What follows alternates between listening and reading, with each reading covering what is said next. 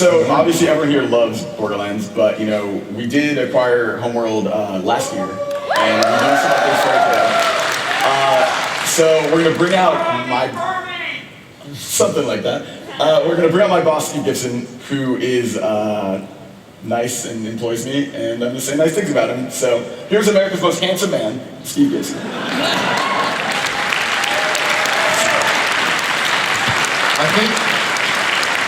I think Steve might be the tallest boss here right now. He's absolutely the tallest boss right now. Oh my God!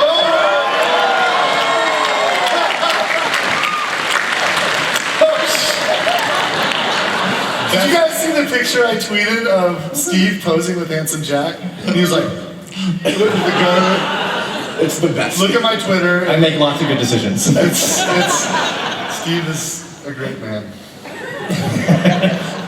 Make your employee get control of his panel, Steve. Get us under control, buddy. I'm trying. So tell us about Homeworld. I mean, we haven't heard anything in a while. What's going on? So what we did was, as Drew here mentioned, we had some guys at the studio. Talk into the mic. We had some guys at home. There's a lot of dudes in here. Look back down.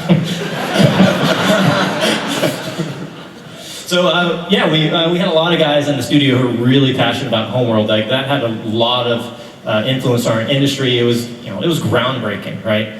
So when we had found out that it was going to be available, Brian Martell specifically was desperate to get this franchise into a place where we could expect great things to happen for it, instead of it getting stuck in a loop of just never moving forward, right? This is a beautiful, wonderful franchise, and we want to see more happen with it.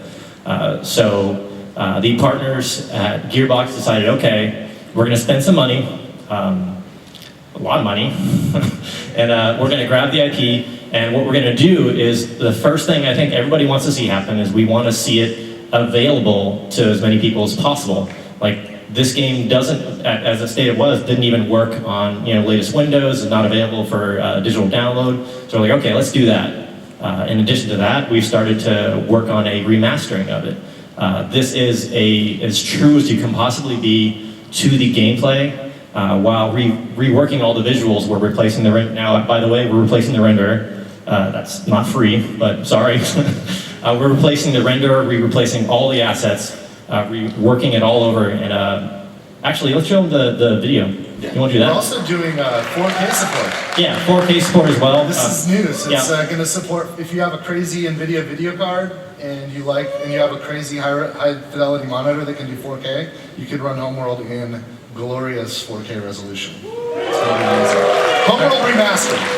All right, so this is a video where we've been talking to the original art director, creative director, design, like all those guys. We've been interacting with all of them. So here's a little bit of what's going on there.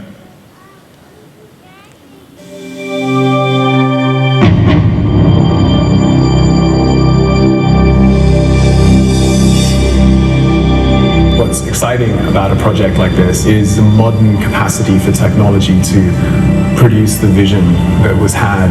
Homeworld is unlike anything that's out there. It's a game about epic spaceship battles.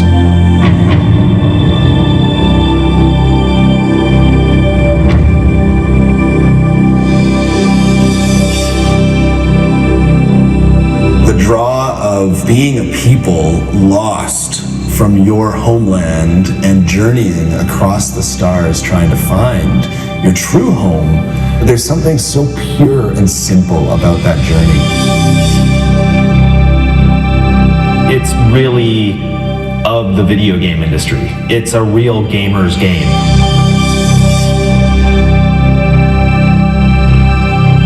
It was the game that worked. It was the game that lived up to its promise. I've been a fan of Homeworld since the game came out. At the time, Homeworld was being published by Sierra, and so were we making Opposing Force, and that's how we got our start.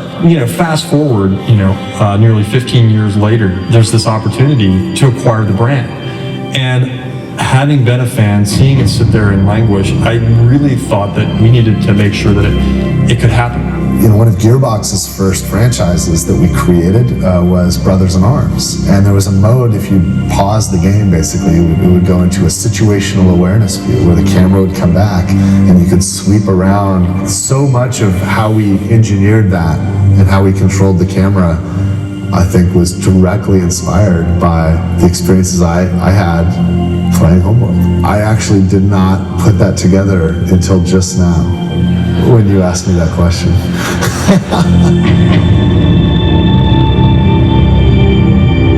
The mothership is standing by.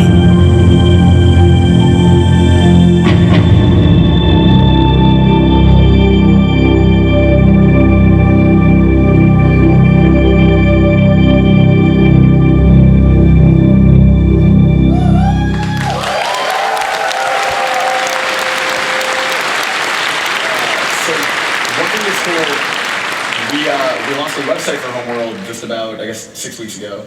And on there we had this survey asking you guys about what you would want in a potential collector's edition. And we have a little update about that. Yeah, so turns out you guys want the coolest thing. So, so we're working on this thing. This will be over a foot tall. It is an irresponsible amount to spend on a collector's edition as far as what we're doing on it. Like, we're hoping we break even on this thing. Is that about right? We might break even. We might break even.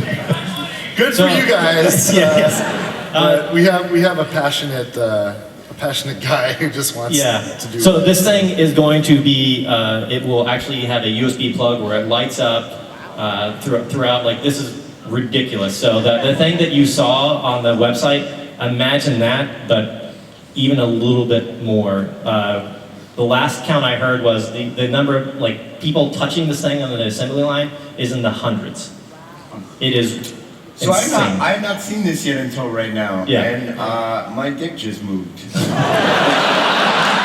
That is amazing. Wow. Yeah. So when we put out the remastered edition that we're hoping a little bit later this year, there's a very limited run of these because, as I mentioned, we're hoping we just break even on this thing. So when we put it up for pre-order with a retailer, you might want to snatch it up because you're only talking a couple of thousand of these things will be available. So probably not even enough for everybody in this room. But we really, really thought that Homeworld never got a collector's edition, right? Never got something like this. And like for a franchise so important to our industry, we felt like we had the opportunity to do something to honor that. So that's why we're doing this. Cool. Awesome.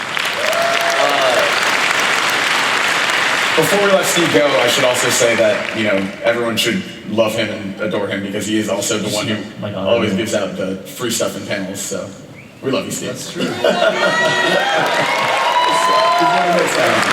So thank you.